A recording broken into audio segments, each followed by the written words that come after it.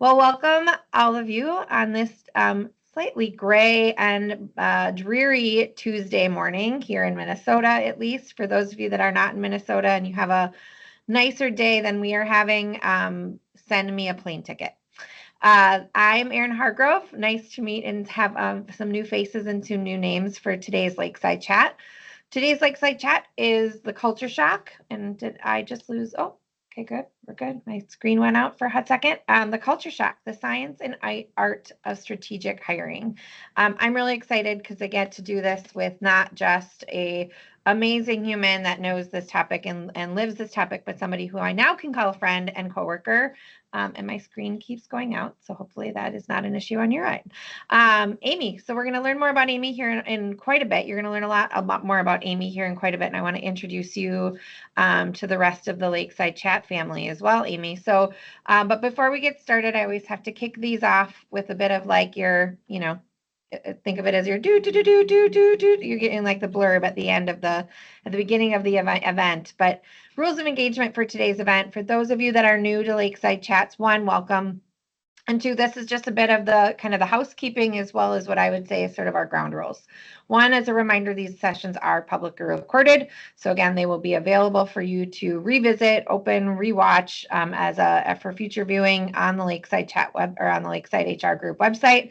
I will also send that to all of you that have registered for today, so you'll have access to that link once it's live on our website as well. Anything that we reference throughout the day. So the deck that we have created, like I said, the recording, if for some reason somebody, you, me, or somebody on the chat comes up with some amazing fact or quote or article or podcast, we'll make sure that we capture that and get that to you guys in the follow-up material as well. But I refer to these as underproduced sessions because we spent some time on this, Amy. So it's produced in the sense that we have an idea as to where we're hoping that this might take us. But I am a believer that the attendees should get to be as much a part of the process as we can let them be. So you'll notice that your cameras are off, and that is on purpose. Currently, your microphones are off as well, also on purpose. But your chat features, your Q&A features, all of your reaction features, we want you to encourage you use all of those throughout today's session. I think the thing I've been most proud of the now close to 20 of these that we've produced here at Lakeside is just the level of engagement that those of you that are attending involve and engage throughout the 1 hour that we're together. So let's keep that same energy rolling through the chat thread today as well. If along the way you feel like you really can't keep your mouth shut, your mic can be turned on, but we encourage you keep those off just in case you don't say anything inappropriate. And so it's on recording. At the same time, I want to just remind you that this is positive discussion and genuine curiosity, one of Lakeside's, and you'll hear more about Lakeside's value throughout today's session as well. But we are a big believer in both that two words together, I think is important, that we are coming into this genuine, but we are approaching it with a degree of curiosity. This is a topic we know and live as much as we can on a day-to-day basis, but I don't think anyone here at Lakeside would say that we are the foremost authority on the topic. And we're always in a position to want to learn from each other as well. So reminder, there's no right answer, and that's okay. This is an opportunity for information sharing and for conversation starting, which is why we call them a chat. All right. Also wanted to do a quick introduction to I guess your host for these events, Lakeside HR Group. So as I said, I'm Erin Hargrove. I'm the Director of Business Development here at Lakeside HR Group. We are an organization here in Minnesota. I think today officially might be our 4-year anniversary of Lakeside HR Group. Kristen, our founder, started this business almost, I think, I can very confidently say that if it's not today, it is like yesterday or tomorrow. That we are in our 4-year anniversary of a business that we're really proud to be able to put our name and kind of put our name on. It is today. Thank you, Kristen. I knew you. If you were here, I was waiting for you to either correct me or bring it on. So thank you, and thanks for getting the chat started as well.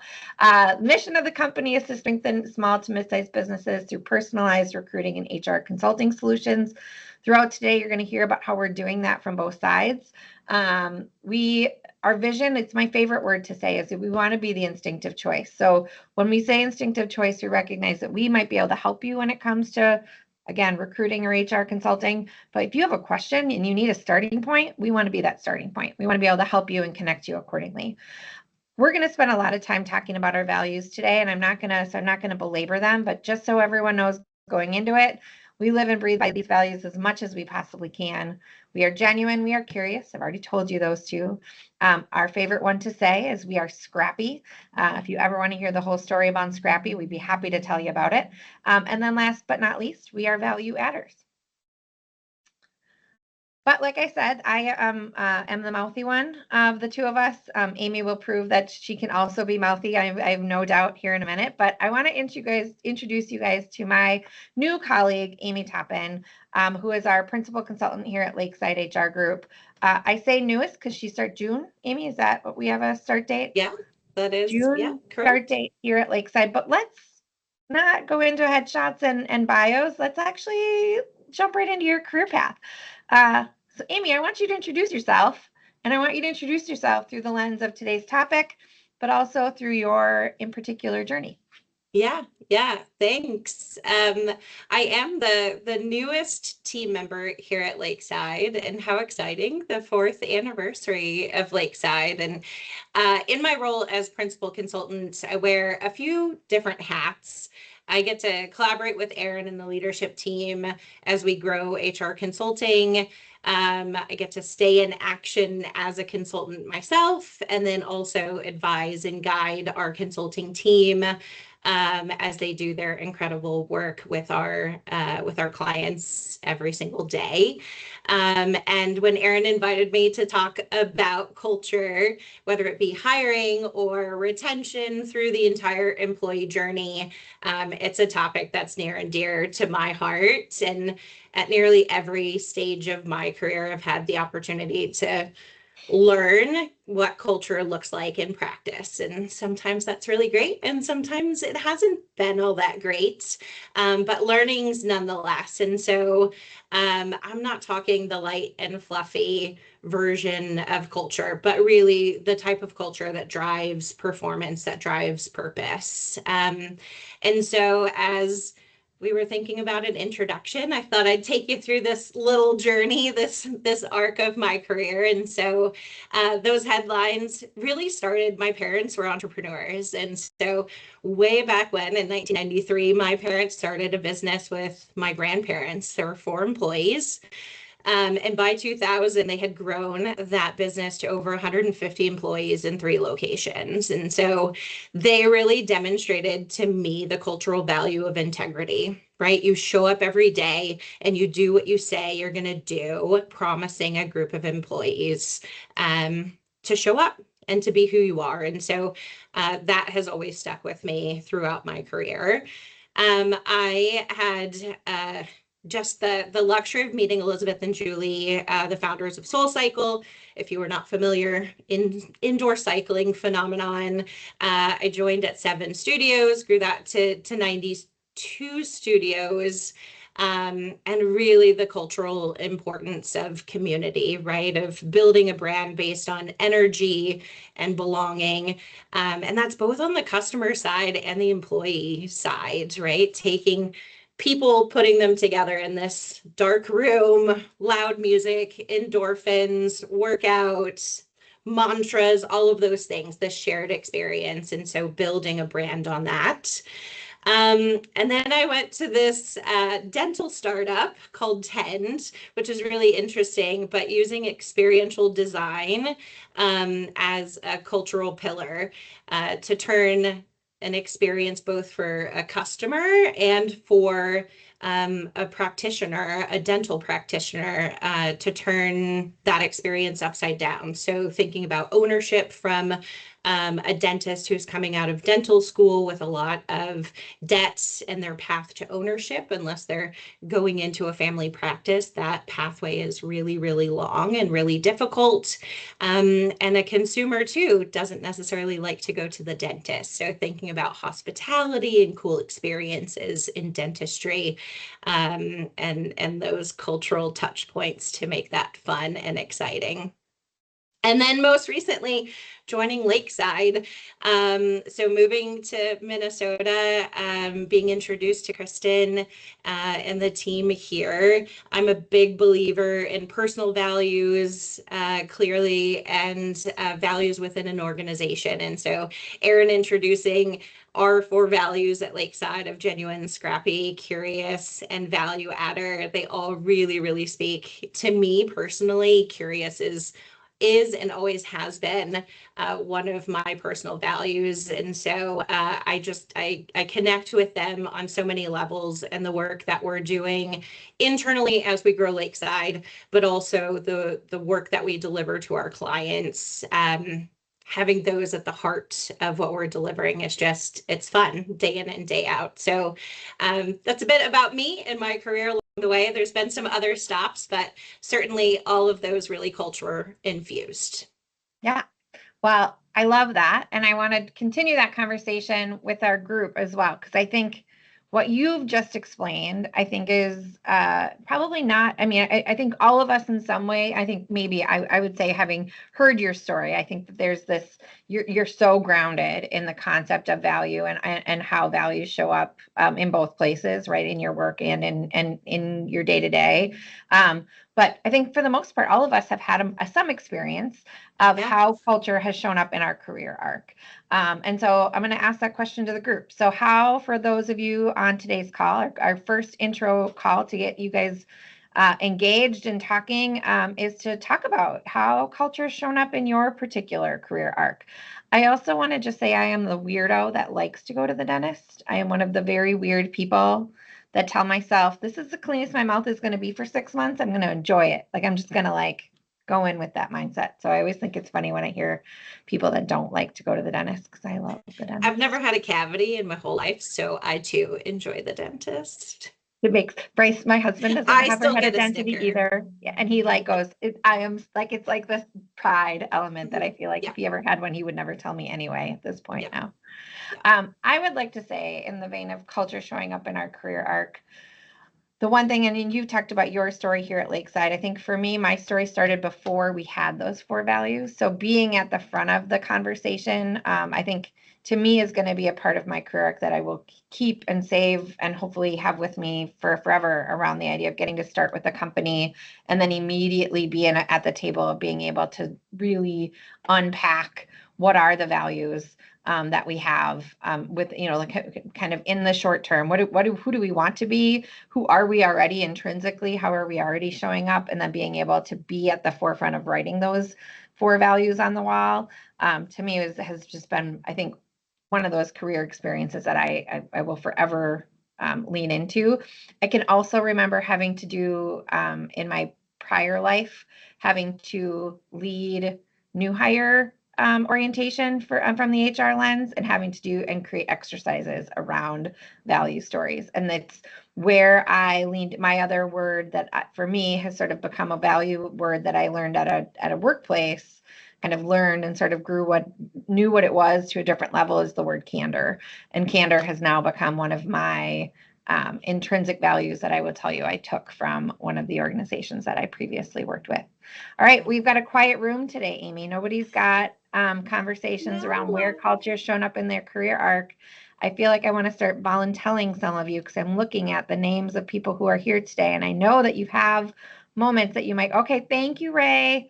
Ray gets a gold star for the day for being a part of a small startup, having the opportunity to build a department where culture and influence corporate culture. I think that's great. Thank you, Kristen, for questioning if chat's working. Now we know it is. Becca, thank you for also replying. So the good, bad, and ugly. I've seen how values can help shape the entire organization in amazing ways, but I've also experienced your values have not been followed and have been weaponized. Thank you, Becca. And I think it's important for us to not just Susie Sunshine what values are, and not just words on a wall, and not just something to the point. And that's going to, you'll hear that theme throughout today as well. But I think that's a really good reminder too, is that we shouldn't just say them because it's something that we want to say is the right thing to say, but that they instead can be used against you and or not used at all. And I think that's the other thing that we want to avoid as well. Lori, I know I've worked alongside you. So the idea of having shown up in every position, especially renovating cultures that aren't working for team members, I think that's good. It's a reminder that these are I don't think any company should ever put these in stone, right? These should be as values aligned to culture. I think it's that combination of reminding yourself that by no means is this one, once we've established what it is, then period at the end of the sentence, we're done with it. This is something we have to keep up as well. With that, Amy, let's talk about what I think is now becoming one of your favorite phrases. And so, as we all know, Lakeside's logo is the compass. And so as I started to think about how the use of the compass applies to the word culture, very frequently we work with a lot of organizations where and I think especially as I think about what the topic is, right? This like strategic hiring for culture. That fit is often referred to as sort of the gold standards. Are they going to be a good culture fit? And when we think about that through the compass lens, Amy, give me your perspective on this. To me, when I hear that, that means same, right? Like we're staying right where we are. Yeah. I think for many years, right, this has been like, oh, culture fit. It used to be the fad. We've moved on from that fad, right? We moved into culture add. Culture fit became the same as me, right? Do you fit in here? And it became the likeness, right? The bias fit in there, and we moved on from that, and we got the culture add, which was the enrichment, right? Exploring new areas. What newness could you bring in? What new ideas, what new perspectives could you bring in? And that was exciting. And I think where my new energy is coming from is really this like culture future. And this is where the science is starting to come into around engineering how you are designing the culture. And so some of the comments that we heard in the chat, right, of values can be weaponized, or values could be this stale set of words that you put on the wall. But if you build a set of values and you are ingraining them in the work that you are doing across the entire employee journey, from hiring into performance, into retention, into recognition, you're living and breathing them throughout. You can start to think about it like engineering, right? And including how you're building that team from a cultural perspective too, right? What's the right recipe of people that you're bringing in that have this sort of value leading versus this sort of value as like the trailing indicators, right? So you're building this team that ebbs and flows based on really what the objectives of the business is 3 years out, 2 years out, 1 year out. So it's like, where are we going and how can the team help get us there based on our values, based on our culture? So this culture future is really this exciting concept of where are we going and how do we really use culture to get us there through both the art and science. So then let's not forget that third one too, that culture detract piece of it, right? Yeah. And I think this is the one too where and I know we've got ideas on terms of where we want to take this, but I don't want to lose that piece of it too, because I think the other part too is it's really easy to get caught up in the resume, right? The idea of they have all the things, they've done the things we want them to do.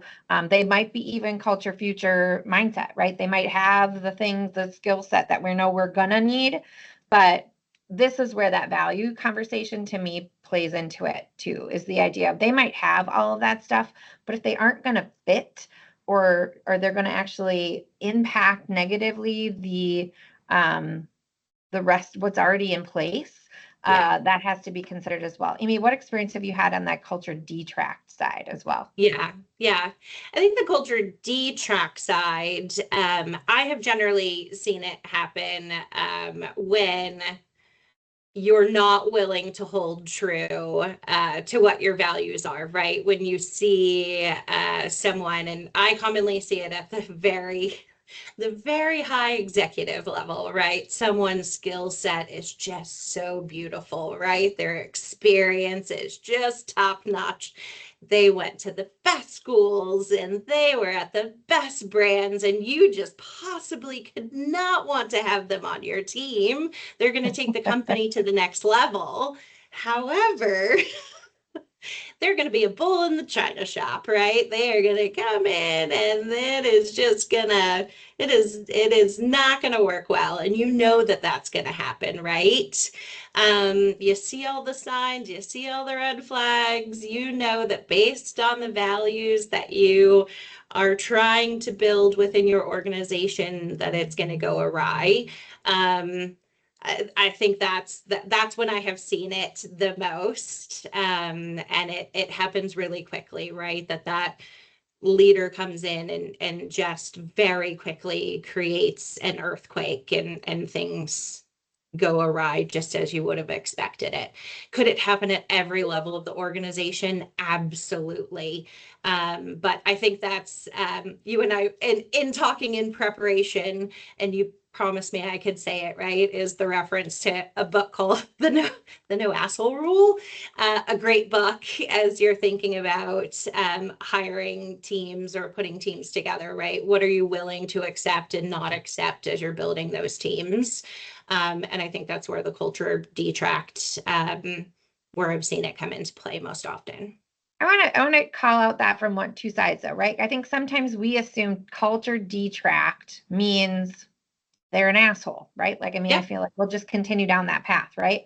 Yep. Doesn't always mean that, right? Sometimes, and I loved how you initiated that conversation. So I want to just sort of put a exclamation point on it. Culture detract could also just mean we're not ready for it yet. We're like the idea of it could mean that they could be a good person, right? Or they're just not going to fit. Like, we are making really great strides with this team. And if this person comes in, that bull in a china shop mindset, I think there's a reminder too that culture detract doesn't have to mean that the person is bad, or that I mean, it can, right? I mean, we've all been there, right? I feel like, Scott, I'm guessing when you said your most recent job had a lot of culture detract, my guess is that's the case. But I think there's a reminder too that detract could just mean, could take us off course, or is going to take us in a different direction that's actually not the path that we're on. So they could have the amazing skill set, but it could mean that's the case too. Yeah. That is Kristen's true. Also, I just want to call out Kristen's plug for the Eric Hargan's book. So Eric is, and you guys don't know Eric, and I think he's also on an anniversary this week. But The Great Leaders Don't Make Monday Mornings Suck is another good book. If we're going to play down the good book in vein of culture rule, I think these are good rules to play by. I want to talk about, I think where we were heading, Amy, too, is this, I keep referring to it as like the magic potion of when we look at the values of an organization and look at what that next hire or next few hires will be. And this was our conversation, right? Using Lakeside as a for example, right? We have our 4 values, and we then make sure that as we are identifying both performance as well as new hire, as well as just employee culture, that we're in a place that we're sort of paying attention to the magic potion of the 4 cultures that's making up that person. Do you want to speak to that a little bit more? Yeah. And I think I mentioned it, right? This is where the science and the art come together. The science side is still that consistency in process of the hire, right? Is the interviewing scorecards and the competency and behavioral based interviewing and the feedback systems and the performance reviews and the career paths as you're getting outside of hiring, but keeping that consistency in your processes and systems throughout the employee journey. But the art side is that your values and the leadership and how you're showing up in the day to day. And then making sure that the team has that combination of allowing you to meet the company's objectives along the way, right? Of like, you don't want everyone to be a carbon copy of one another to get you to the overall objectives. You're going to want someone to be maybe 75% Scrappy if we're using the Lakeside values as an example, right? If you had everyone 100% Scrappy and no one thinking on the value adders, right? We're all kind of band-aiding everything together versus thinking about how we're pushing the organization forward. So the combination of those two, thinking about the broader organizational goals, having someone 75% on one and 75% on a different value, they're going to think differently on how we're approaching the tactics to get us to achieve those goals or rocks or objectives, however you're talking about those metrics strategically. So I think the alignment of how you're thinking of building your team or engineering your team in that culture future is really the combination of the art and science. I also just noticed that my friend Gemini messed up this person is 15% Crappy. Double C Crappy. So I love when I get to, I actually noticed it yesterday. Luckily, I can't see those small letters. I'm saving it for later. So I'm like, we've got a double C Crappy. Okay. So what company value? So I'm going to use this question to say, like, so for those of you that are working in an organization and you know what your values are, what company value do you need to focus on for your next hire? So if we think about this magic potion of, all right, where we're at today, we know that we've got, let's just use for what you just said there, Amy, right? We know we've got a good amount of scrappiness on the team right now. What we are knowing that we're going to need for us to be able to get to that next step is we might need to work on curiosity, right? We need to make sure that we're in a place where we're doubling down on finding somebody who's showing up with a lot of really good questions, because we know that as an organization, having somebody who's questioning how we're doing things or questioning how the employer, the client is doing something is going to elevate us to the next step. So I want to just sort of ask that question as well. And I'm at the same time, I want to read Monica's note here. Because the question, and I mean, I'm going to pose this at you and then you and I can discuss it. So do you have suggestions on how technology can help or hinder hiring with regards to culture fit? Or does that depend on the company's culture or desired culture? For example, if a company isn't tech savvy yet, and they need to be for future growth, so they can leverage tech in the hiring to attract good talent along with their future desired culture, or is this a risk to aligning to hiring alignment versus inauthentic culture? It's a lot in that statement, and so let's unpack it from the beginning. That the concept of how does technology help or hinder? Yeah, listen, I think that technology is an enhancement, and I will. Erin, I think you and I were talking. I mentioned at the top, I have a handful of clients myself, and I have one that we are starting at the very beginning, which is super exciting for me to go back to the very beginning and build, right? No technology, which is also very fun. No technology, first time building an interview process from scratch. And so we're doing that and ensuring culture is infused from the get-go. So we're doing scorecards in Excel. We're assigning a cultural ambassador from the get-go. There are culture-based questions. They do have a set of values, so we know what those are. So I think there's a way to infuse it without technology. Where technology comes in is, yes, it enhances and streamlines the process and the way in which you can concatenate all of the data and store that. And but I think it's still kind of a data in, data out, right? It's the way in which you're taking your values, you're taking what your company is living and breathing and building it into the technology that is the most important piece of that. Does that make sense? Is that kind of answering the question? I want to layer one other piece of it is I think this is going to be an area where technology needs to catch up a little bit too. I think that the idea that technology as a whole, as we all know, has been sort of created for the mass or for the generality and isn't in particularly created for the nuance or the specific.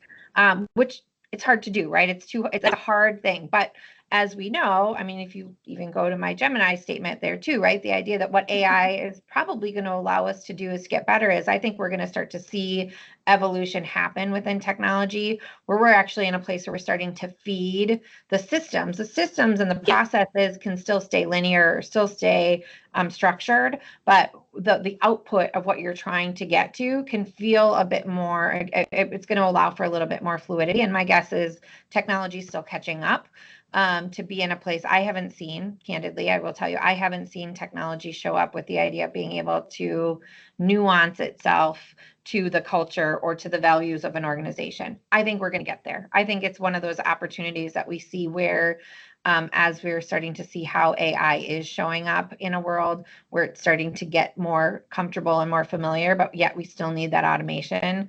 I think we're going to start to see some of that happen. So that's my answer there, Monica, as well. And I know this is your sweet spot as well, Monica, so feel free to chime in with your thoughts. But for the rest of you, again, none of you have a value and you focus on. I love that that's the case, but keep that in mind. I guess if nothing else, even if you're not replying in the chat to this question, be thinking about when you're thinking about your current makeup and where you're trying to get to, what is the value that you need to be focusing on? And thank you, Lori. Accountability, grit, growth. These are great words and great values too. At the same time, I love that you have grit, Lori, as a value. And it's such a great one. But I think that's going to be the case, right? Of being in that place of what do we need? What are we going to need to just push us to get to that next goal or to get it, move us up the mountain? All right, Amy, are you ready? Are you ready for the hot seat? Hoi bae. Okay. Yes. So I say this with, I love it because Monica already got us started with the hard question, right? And so I have a couple hard questions that I want to throw at you as I think about this, push pull, is fit the wrong word? What happens when we talk culture? I want to sort of put you on the hot seat to answer a couple questions here as well. So with that, welcome to your hot seat. Okay. Dun, dun, dun. I made the visual, so you have to see the visual, but I'm actually going to stop sharing really quick and just make this about you and me talking here for a hot second. Okay. First question, and you said it already, so I want to sort of dive back into it, is the word fluff. Yeah. How do we, as I would say, as I'm looking through the list of people who as consultants or as HR practitioners, even small business leaders, how do we convince our team or our leadership team or the executives in our organization that culture isn't fluff? Yeah, it's a great question. I think at this point, we know it's not fluff because it's been proven time and again, right? We have the science. It is there. The numbers are there. So culture is undoubtedly a lead indicator of performance. And so it's tying it to outcomes. And so the question of technology is great. How do you use, if you have a platform and HRIS, like how are you tapping into your technology for those indicators? Are you using engagement? Are you using retention? Are you even using tying revenue into some of your people data to be able to demonstrate that? But, culture is infused in all of those data points. And so I think it's easy to demonstrate that to your CEO or any of your CFO, your executives, that culture is driving those numbers. And that's where you break through the fluff and instead demonstrate that it's driving performance across the organization. Okay, so I'm going to kind of take a layer onto that and say, is there any in particular number or metric that you encourage companies to take a look at to make sure that they've got that culture isn't fluff gauge established? Yeah, I'm always I go to engagement first because I think engagement has such a tie to so many other things, right? So engagement is tied to performance, and then you look at performance management, performance ratings. You can then tie that back into hiring data. Did you hire the right people? Because we're talking about strategic hiring today, right? And you can follow that through the employee life cycle. I feel like engagement is such a hub for data that follows the employee throughout. That is where I go to most often. So, but there's so many, but that's where I start. Yeah, I think that's a great answer. Okay, so then the other part of it is I think, okay, so now we've gotten through the fluff. Executives are on board that we need to focus our time on culture. How do we make culture not feel like a popularity contest? How do we not make it seem like, well, we're friends because so it's not five friends that are all get along with each other. And Yeah. so now that's our culture, right? People that are friendly and they all get Yeah. along with each other. And Yeah. so that's what The everyone wants to clicks. become is a part of that. The cool girl. I want to sit at the cool table. How do we avoid that popularity element of culture? Yeah, yeah. It happens so quickly, right? That the biases we talk about, right? The like me, similar to me, you got to anchor it in behaviors. And so your values and folks that have really great sets of values that then also describe them. And I think, when you were welcoming everyone today, Lakeside's values, right? We have 4 values, and then there's those little descriptors that go a bit deeper into what they mean. That's like the meat and potatoes of those values. So anchoring it into behaviors, where it's infusing that bit of science into the art. Those behaviors really give us the indicator of how it shows up throughout the organization, where it isn't just like, oh, you're curious too? Cool, me too. But instead, like, what does it mean? What does it truly mean? You are asking deep questions. You are showing up with an open mind when a new concept is being introduced, right? And so you can point that out, whether it be in an annual review or in a feedback conversation. You can point that out in interviewing a potential new hire because there's behavioral based interview questions that have been set up for you. So again, infusing that science back into the processes as well. So you can keep the popularity contest to the side by making sure that there is some consistency in your processes, infusing the science into there. Okay. So Lori's asking for a bit more detail on the use of science when it comes to behaviors. Do you have any other stories or examples you can pull from that we can sort of Yeah, elaborate I on that mean, science side?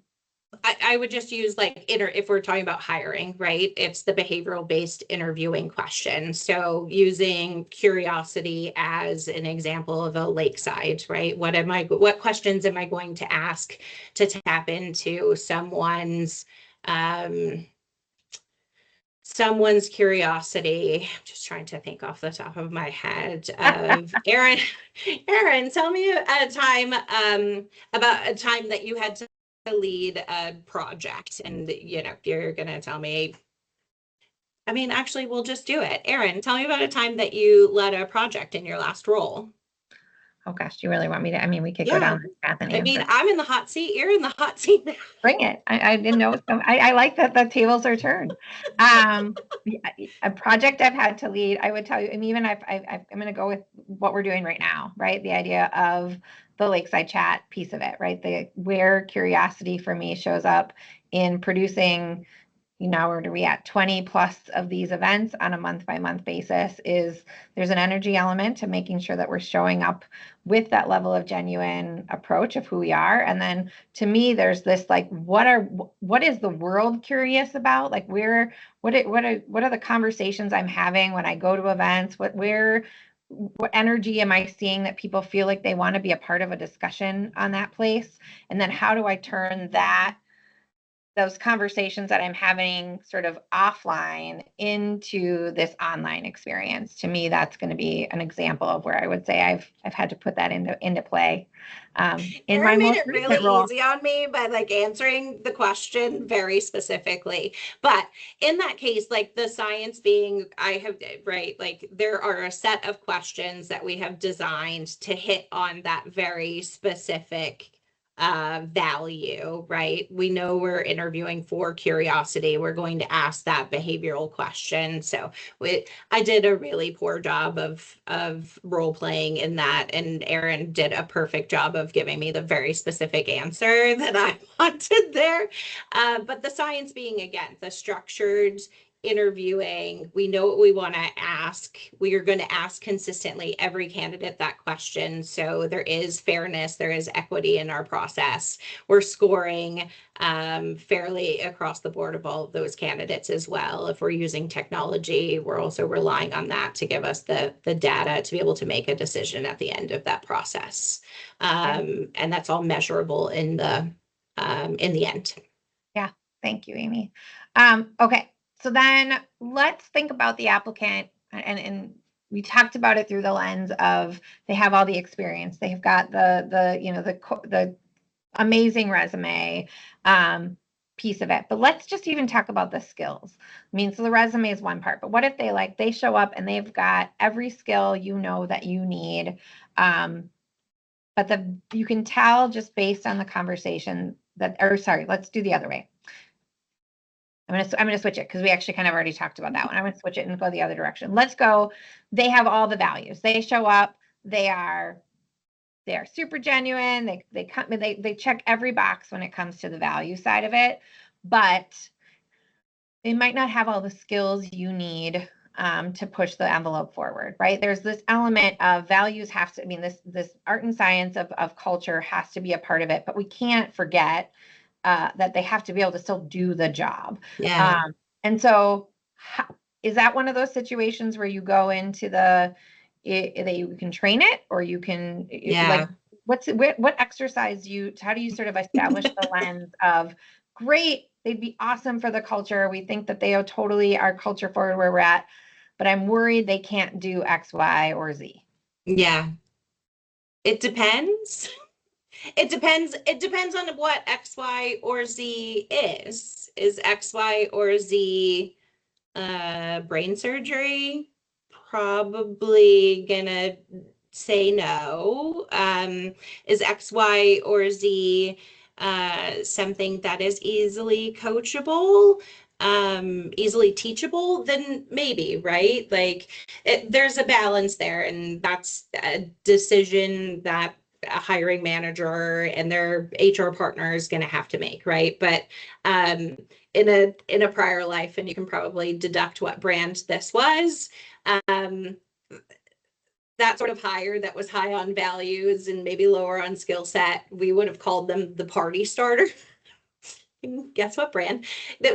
And sometimes we would hire a party starter, right? Like you would want that person, that high energy person, and you could train them on the skills elsewhere.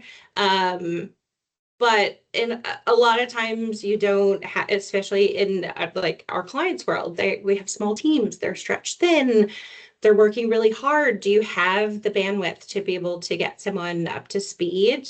Maybe, maybe not. And so it depends in that scenario of what X, Y, and Z is. So there's a balance. Can't build culture on sentiment alone. So have to make that hard call. Yeah, thank you. All right, we're gonna go back. I'm gonna put the hot seat back up because, again, I created the visual, so now I want to use the visual. And thank you for that. I want to just like lend into the idea of some of the science part of the question that even Lori had brought up too, is this concept that's really where I hear you say we can talk all day about the science, right? We want to make sure we have, but the art is just as important. And I think the idea of reminding ourselves too of science can also mean, is this a skill I can train them? Is it not? How much time do I have to train them, right? How important, I think there are other metrics that can be used in this space to be able to, in that it depends answer, to be able to say how much bandwidth do I have? And then this is where that balancing act of art and science happens, to say, we might really need a party starter right now. Our organization could use one. Yeah. And that actually is more important right now than the skills that are going to take me a long time to get them trained on. Yeah. And so part of that is, where are you and what is the makeup of the rest of your team? too, to be able to get them to that next place. Do you have somebody that can totally train them on that skill? Awesome. Do you not? That also could play a part in that piece of the conversation as well. Other questions, and I'm throwing this out to the group as well. Do you have any other questions, hot seat questions? I appreciate, Becky, you chiming in with some more information on kind of the technology side of it, and I appreciate the dialogue that's happening there. I'm gonna lean into this one too, because this is great. Becky said, I heard the other day about AI and culture. Speed is sexy and culture is sticky. I want everyone to sit with that for just a hot second. Speed is sexy, culture is sticky. Becky, I love you for every part of that sentence, because there's so many ways that my mind goes that I shouldn't go there. So we can't forget that what happens, or we can't forget what happens when we learn together as people, and versus a great prompt providing all the answers. Culture becomes sticky in those human moments. And this is obviously a tie back to some of the AI conversations that are happening in chat as well. But I think this is a really good, important element of where human and culture, and even where we're going from a speed to get there, becomes important along the way. So thank you for that conversation. I want to throw the question back at the group as well, because again, we did a unprepared, obviously, a job interview question there. But what questions are you guys using? So I know that, again, we've got some amazing talent even on the call, and we want to give an opportunity for you guys to learn from each other, or steal and beg, borrow, and steal from each other as well, in terms of ways that you're gauging culture. But are there particular questions that you're using today in your hiring process that you're using as an opportunity to gauge the culture of that potential employee? I know that here at Lakeside, we very clearly, I ask every one of our new, anytime I go there, is the idea of, do you know our core culture or our core values, and which one resonates with you the most, and why? So it's in a space where, again, I'm not sort of getting into the culture piece of it, but I do want to make sure that they also recognize from a very early part of their engagement with Lakeside, that culture means something here. Culture is not just words we talk about, but this is something we want to show. Have you have a clear idea as to how you are either excited by, or showing up as, or bringing that culture to your day-to-day. Megan says, tell me about a time when you have had to deal with a difficult client or coworker, and how did you handle that? It's a great question. Amy, other questions that you've used in the past in your either here or other career journey? I mean, off the top of my head, no.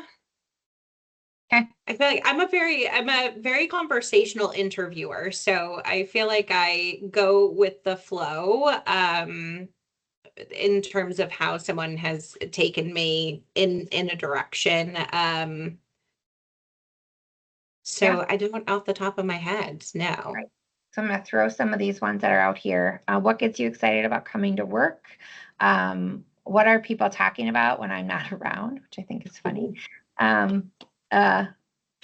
Tell me about a time when you failed on a project. What are you looking for an organization? It's a good one. The failure one is a good one. The failure one is good. I think especially if you're an organization that is willing to fail fast, right? Of having somebody feel comfortable. It's not a bad thing to be able to fail. And so how they recover from the word failure, I think is a tell along the way. Ray, imagine if it's 6 months after you start working here, what criteria will you use to determine if this is a good career choice? That's a great one. Get into their mind around. Ray, I want to ask with that question, is there a value that you're trying to pull out? And you can either turn yourself off mute or just chat it out if either one.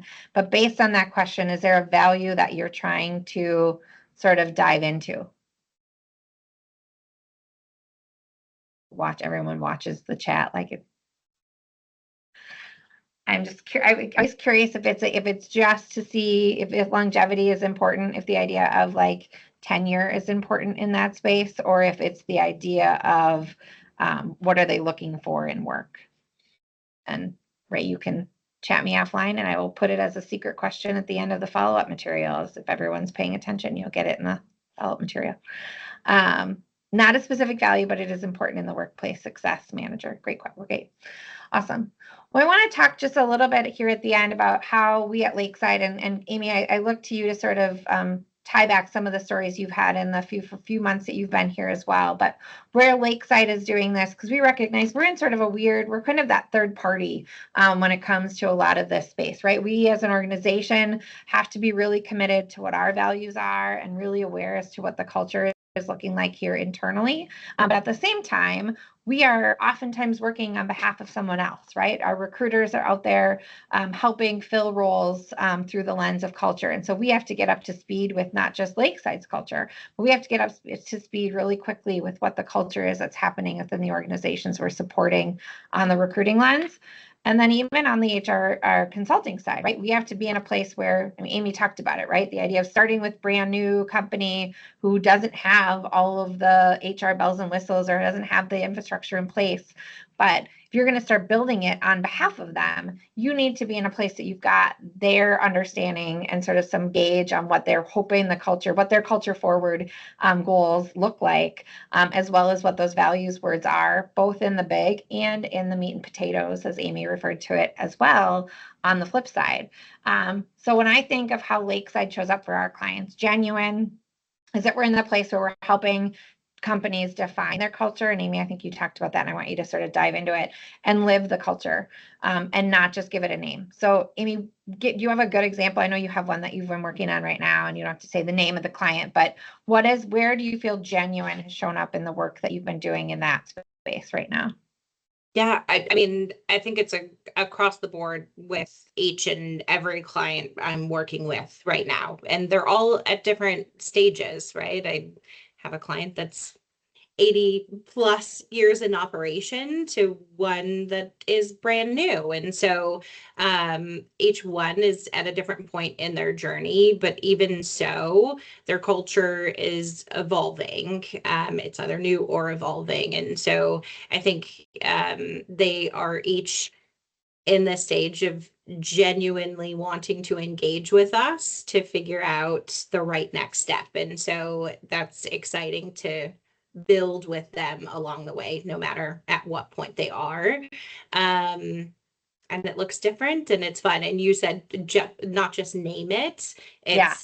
it's bringing it to life. And again, that's evolving, not just building it, which is a lot of fun.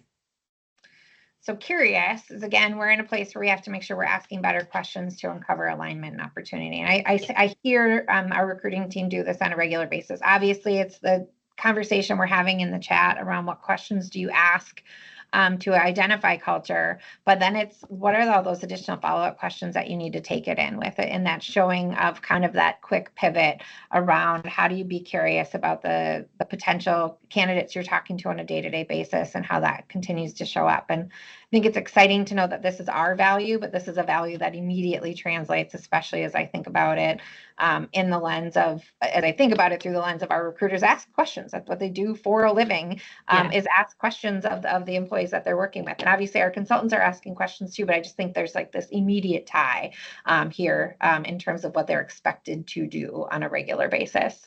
All right, Amy, the word of the day, Scrappy. We build practical and real world hiring tools. And I think this plays into the consulting side a little bit too. So do you want to talk a little bit about how some of your scrappiness has shown up in the tools you've built with the clients that you're serving?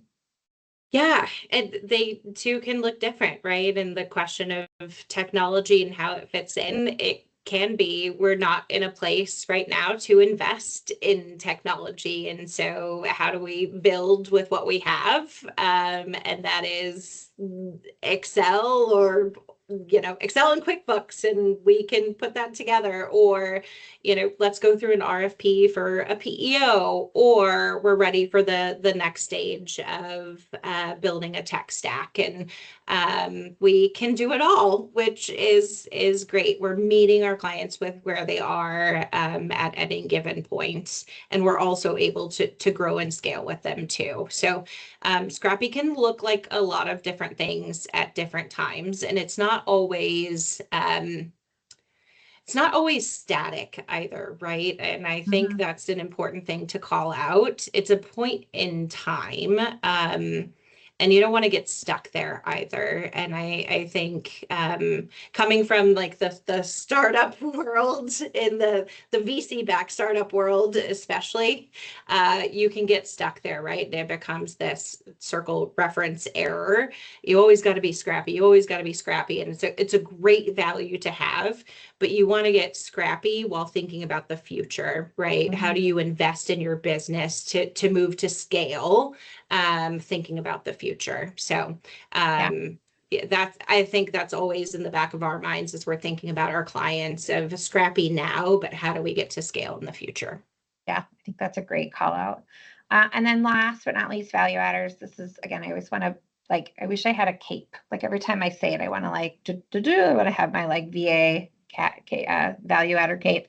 But we build teams that amplify your culture and moves your business forward. So I think the other part too is, because in both situations we become sort of that embedded partner, we're also becoming the voice of the company, right? In some situations, because we are now evangelizing the work that's being done and making sure that we're amplifying what that culture needs to look like through work product, as well as through candidates, as well as through where the culture is moving forward. And I feel like this shows up, I feel like, in every client story that we're hearing, whether it's, again, a role that we filled and why we recognize why we think it's going to be the best person for that role, or in an employee handbook, right? Something as simple as like, how is it showing up in terms of having it not feel like it's a policy handbook, but it is a culture handbook or employee handbook that where it feels like it's showing up as well. Amy, any other sort of closing words before we close out today's conversation? Yeah, I think it's just, we started with my career arc leading to Lakeside, and some of the best experiences with culture that I have had the luxury of working through and with those brands leading up to Lakeside. It's like you live, you breathe, you operationalize that culture, those values. And I'm so excited. Am I almost 6 months in, 5 months in? Lakeside is doing just that, and hopefully today's conversation continues to spark and inspire folks to do that within their organizations, because it truly is. It drives performance. And also just I always feel super inspired in organizations that can generate that energy. And so, yeah, I could wax on for ages on this topic. So, hopefully everyone felt that. Well, I felt like all day even throughout with some of the conversations that were happening either in today's chat or in the chat box throughout today is sort of the lovely segue to next month.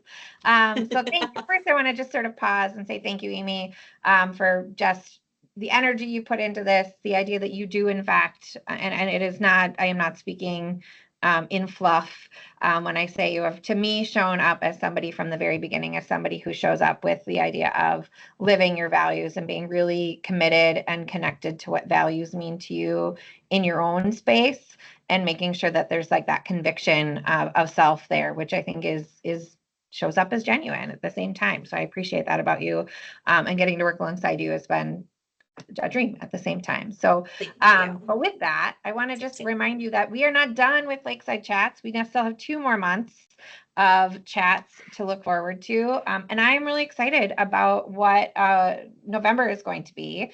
I've got 2 amazing guest hosts that are coming alongside me. Giselle Moda, who is an AI strategist.